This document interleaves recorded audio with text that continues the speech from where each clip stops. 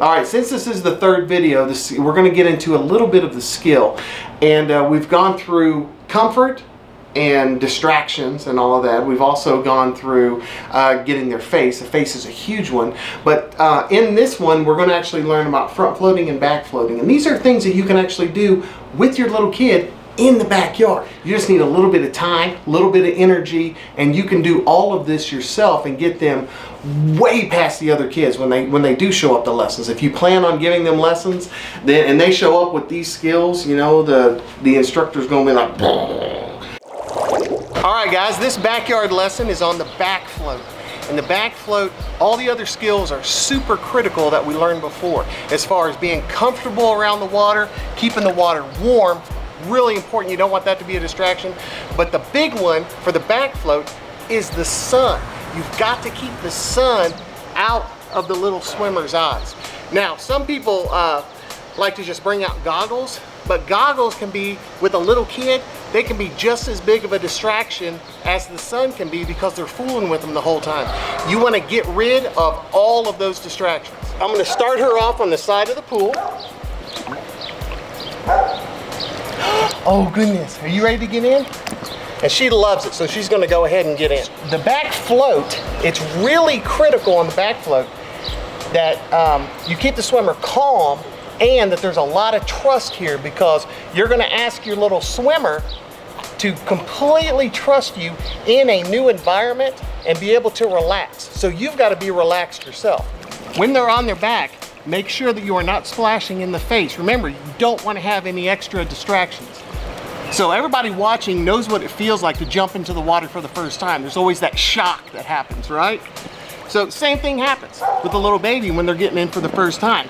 So you've got to make sure that you get them fully wet before you start to try to back float, because you don't want that shock of them with their shoulders, neck, head actually adding to the anxiety, the fear that might be happening. Now, it may take a few times before before your swimmer is actually really comfortable with doing this. Now, the main areas of support are the hips and the head. That's what they don't want to sink. That's what everybody's like aware of when you're on your back.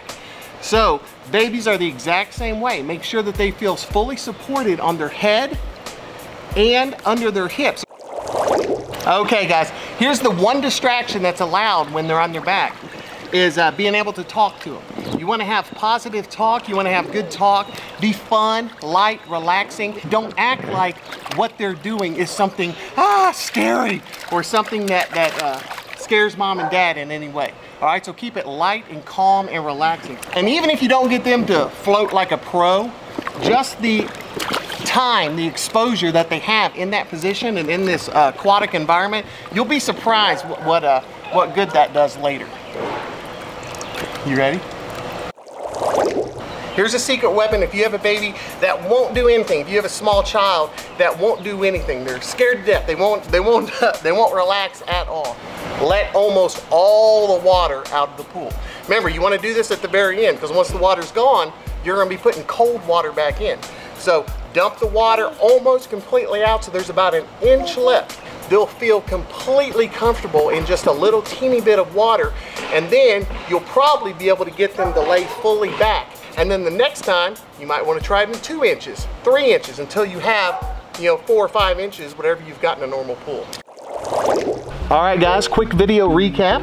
Remember, relaxation and staying calm is key when you're working with a swimmer with floating, because the stress is already there, because they're going to be laying on their back, trusting themselves or trusting you. So make sure you're calm and relaxed.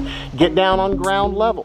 Don't try to do it from above or do it from a squatting position. Just lay on the ground and get down there face to face with them. The sun can be a big problem with back floating. Make sure that you've got the pool in the shade or it's a cloudy day. Make sure you give full support. You're going to give full support, not emotionally. You want to be there emotionally too, but you want to give full support to the head and the hip region. All right, even though I say splashing is great in the other videos, when you're working on back floating, splashing is usually not that good, because you don't want to be splashing in the face while the swimmer is on their back.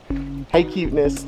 Talking is good for relaxation for the little swimmer and lets it kind of reaffirms them that everything's gonna be okay. And if all else fails, let about 3/4 of the water out, so there's only about an inch left, and let the swimmer lay flat on their back so they can touch the bottom of the pool the whole time, and hopefully that solves your problem there. And last but not least, don't forget to have fun. All right, baby Violet, while we're waiting on these people to like and subscribe, we'll tell a baby joke. You ready? What was the policeman's baby's first words? Hello, hello, hello.